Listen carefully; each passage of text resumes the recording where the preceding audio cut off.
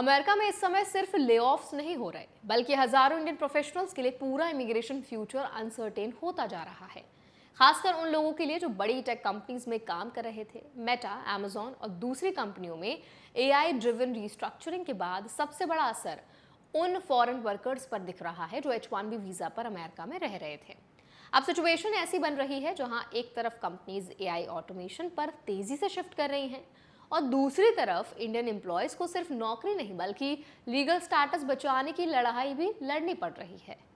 आज इस वीडियो में हम समझेंगे आखिर एआई ले-ऑफ्स का सबसे ज्यादा असर इंडियंस पर क्यों पड़ रहा है, 60 डे ग्रेस पीरियड का रूल एग्जैक्टली कैसे काम करता है, स्टेटस बचाने के लीगल ऑप्शंस क्या होते हैं, ग्रीन कार्ड प्रोसेस पर इसका क्या असर पड़ सकता है और ऐसी सिचुएशन में इंडियंस को कौन सी गलतियां बिल्कुल भी नहीं करनी चाहिए। तो चलिए फिर जल्दी से वीडियो को शुरू करते हैं। हाय, मेरा नाम है वर्षा दुबे और आप जो देख रहे हैं एनबीटी टेक एड पर। अमेरिका की बड़ी टेक कंपनीज पिछले कुछ समय से कॉस्ट कटिंग और एआई अडॉप्शन को लेकर एग्रेसिव स्ट्रैटेजी पर काम कर रहे हैं।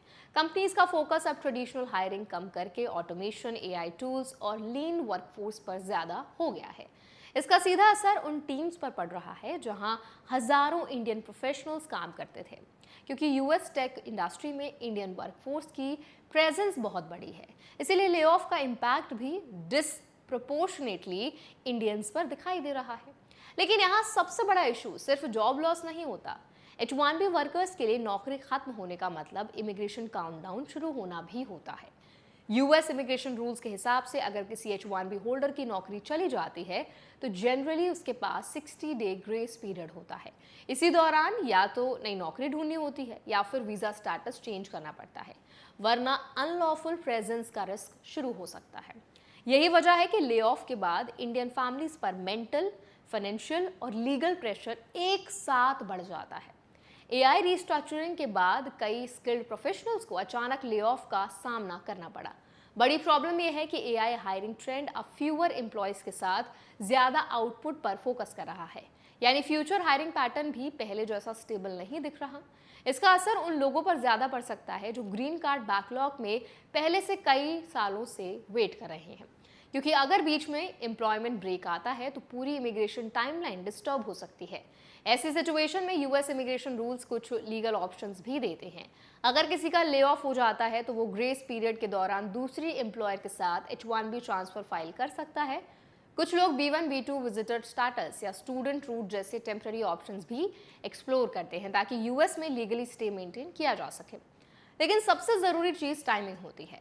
अगर स्टेटस एक्सपायरी या ग्रेस पीरियड को इग्नोर किया गया तो बाद में वीजा अप्रूवल्स और ग्रीन कार्ड प्रोसेसिंग पर सीरियस इंपैक्ट पड़ सकता है। इंडियन वर्कर्स के लिए एक और इम्पॉर्टेंट चीज डॉक्यूमेंटेशन है।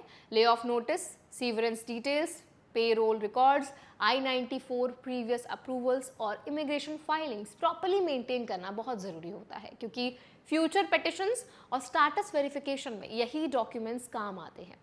कई बार लोग पैनिक में गलत एडवाइस फॉलो कर लेते हैं, जिससे बाद में USCIS स्क्रूटिनी बढ़ सकती है। इस पूरे सिचुएशन में एक चीज साफ दिखाई दे रही है, एआई सिर्फ जॉब्स का नेचर नहीं बदल रहा बल्कि इमिग्रेशन रियलिटीज भी बदल रहा है। पहले जहां लॉन्ग टर्म स्टेबिलिटी का भरोसा ज्यादा था, अब फॉरेन वर्कर्स को लगातार कंप्लायंस, पेपर वर्क और टाइमिंग पर एक्स्ट्रा केयरफुल रहना पड़ रहा है, खासकर इंडियंस के लिए, क्योंकि बड़ी संख्या में लोग टेक सेक्टर में H-1B इकोसिस्टम का हिस्सा है। यूएस लॉज अभी भी लीगल पाथवेज अलाउ करते हैं, लेकिन अब सिस्टम ज्यादा डॉक्यूमेंटेशन हैवी और स्क्रूटनी ड्रिवन होता जा रहा है। इसीलिए ले ऑफ के बाद सबसे जरूरी चीज इमोशनल रिएक्शन नहीं बल्कि क्विक लीगल प्लानिंग मानी जा रही है।